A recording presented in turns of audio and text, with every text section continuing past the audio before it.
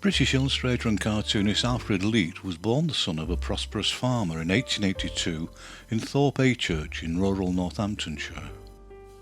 One source asserts that he later studied at the School of Science and Art in Weston-super-Mare, but another that he was entirely self-taught. But both sources agree that he subsequently relocated to London to work as a commercial artist with a printing firm. And even at the age of 16 in 1898, he had his first published work in the Graphic magazine. He steadily built on this early freelance success with more illustrations for other prominent British magazines, including Punch, The Strand and The Tatler. By 1905 he had enough regular work to be able to set up as a freelance illustrator, and in the decade that followed his generally good-natured visual humour made him a popular choice for both magazine and advertising work. When war was declared in 1914, Lee created this uncharacteristically serious, iconic image of Lord Kitchener and his pointing finger, which originally appeared as the cover of London Opinion magazine, but was co-opted as a recruitment poster soon after. It was so successful that James Montgomery Flagg copied the concept for his American recruitment poster of 1917. While the war raged throughout Europe, he also published a trio of highly successful books which harnessed his more expected comedic skills, and were created to mock the Germans and their leaders and portray them as both bullies and idiots. Schmidt the Spy, which had first been published as a series in London Opinion magazine, was a particularly amusing account of the undercover German failing to comprehend the British and their daily lives. The Bosch book featured engagingly absurd portrayals of the enemy and was also published in 1916. And the third in the series was All the Rumours, a collection of comic verses which, despite the horrific reality of the war, made light of the conflict from both a civilian and military point of view. Despite his creative productivity during the war, Lee also served in the army in the Artists' Rifles, along with other illustrators, cartoonists and painters of the period. Once the war was over, his work continued to be popular and featured frequently in magazines and advertising throughout the 1920s. At this point he also had considerable success designing posters for the London Underground, and he created a series of comedic images which ranged from the remarkably but effectively simple through to more complex and absorbing humorous compositions. In 1931 he branched out into children's books with his humorous fairy tale A Book of Dragons, but unfortunately a year or so earlier he'd begun to experience serious health problems, and in 1933 Alfred Lee died of a heart attack at his home at the age of only 51.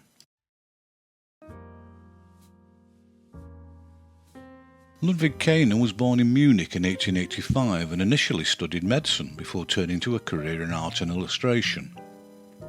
The turning point seems to have come when he visited Paris in 1909 and saw the work of the French Impressionists on display there. And he was so taken with what he saw that he set about teaching himself the basics of artistic expression. Around the same time he met and married the Austrian painter Lene Schneider, and that too may have been a significant factor in luring him away from medicine. Kainer settled in Berlin in 1910 and began work as a graphic artist, primarily designing posters for theatrical productions, and others for a range of commercial German clients. But he also tried his hand at cartoon work with some success in the pages of Simplicissimus. But despite his obvious facility for humorous work, he evidently preferred more serious-minded representational drawing, and the series of full-page selectively coloured illustrations he created for Simplicissimus and other German magazines of the period bears this out. All his work, whether for posters or magazines, was characterised by a strong impressionistic flavour and a far lighter gestural graphic touch than most of his contemporaries. In 1914 he designed the cover of Kurt Pinthus's Das Kino book, with a memorably designed two-colour print. And it seems that at this point Kainer gravitated increasingly to work for the world of cinema. He began working in film production, where he designed sets and costumes, along with a series of highly distinctive, arresting posters for silent films, many of which showed his ability to evoke grace and movement with the minimum of marks. and this ability stood him in particularly good stead with clients in the world of dance, such as the Ballet Russe. He even took over the artistic direction for a German ballet company around this time. But he remained diverse in terms of the areas he chose to work in, and in the early 1920s he also featured in the short-lived fantasy magazine Der Orchideengarten and the more enduring Die Dame. In 1924 he took a year out and travelled to India, and on his return carried on working in theatre design, posters and magazines such as Sport in Builder, with a series of particularly attractive loose watercolour covers. It's also recorded that he taught fashion in Berlin, and although his later career is poorly documented and dates are seemingly impossible to find, he appears to have continued to be prolific. The last verified piece I found was this poster from 1950, and Ludwig Kainer died in 1967 when he was 82 years old. The almost forgotten French illustrator Jean Dillon was born Jean-Paul Beguin in Paris in 1886, and although there are quite a lot of decent resolution examples of his poster work to be found online, yet again biographic detail is exceptionally thin on the ground. There's no record of where, when or even if he studied art, but it is recorded that he originally worked with success as a designer of jewellery before switching to illustration in 1919, by which time he was already 33 years old. And by 1921 he had managed to secure an exclusive contract with the renowned Vercasson publishing company in Paris, where he replaced their previous successful and highly regarded poster artist Leonetto Cappiello, who had left to join the rival publishers Devonbay.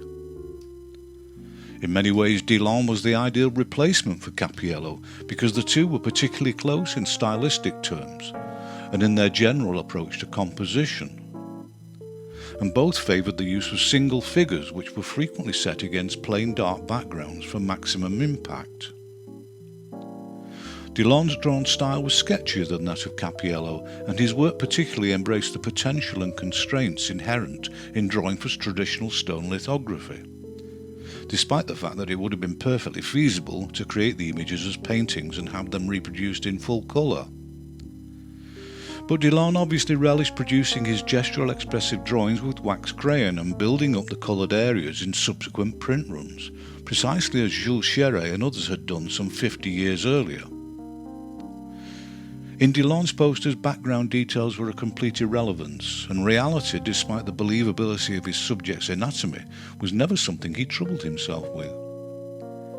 He was yet another example of an illustrator exploring the possibilities of what the surrealist art movement was creating in the same time frame, frequently playing with relative scale and other absurdities to produce images which are hard to ignore or forget.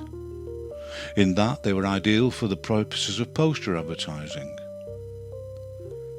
During his career he produced posters for the widest possible range of clients, both glamorous and mundane, and he was by no means confined to the French market. Shell Oil were particularly taken with his style and outlook, and he created some of his finest energetic work for them, for the English-speaking markets. Using his trademark humour and ability with surreal visual fantasy, he produced a campaign which in its time was immensely successful. The dates of some of his posters clearly show that he continued to be popular in the 1930s. How long for is uncertain, but what unfortunately is certain is that he died in 1938 when he would have only been 52. And despite the remarkably large volume of accomplished and attractive posters he created, his career as an illustrator had lasted a mere 18 years. Given her talent and popularity during her career as a cartoonist, it's particularly baffling that Barbara Sherman should now be so poorly remembered. She was born in San Francisco in 1899, the daughter of a sculptor and an architect, and her visual talents were naturally encouraged by her parents.